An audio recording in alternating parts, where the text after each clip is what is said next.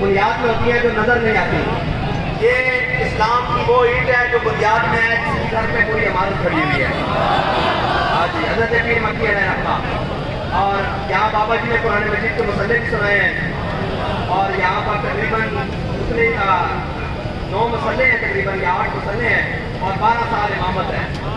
और जिसको बाबा जी ने कहा था कि अगर तुम्हारी मसलत ये कहती है कि औकाफ की मुनासबत है, खादिम हुसैन रिजवी को हक बोलने की इजाजत नहीं, तो खादिम हुसैन रिजवी को अगर मस्जिद रहमतुल्लाह अलैहि से हक बोलेगा। तो इन बुजुर्गों ने फिर अपने रूहानी तसर्रुफ से अमीरुल मुजाहिदीन को उस मकाम पर लेकर गए। अजी जिस मकाम को दुनिया आज सोच रही है कि क्या बात है। इसके मुशर्रफ का अहम दौर हो, मुशर्रफ का अहम दौर हो, डिक्टेटरशिप अपनी उरूज पर हो, तब आकर किसने कहा, मुशर्रफ ने कहा कि जनाब हम ऐसे कर देंगे। फरमाया चूड़िया तू नहीं रहना, असली मेंबरों से हक की गल करते रहना।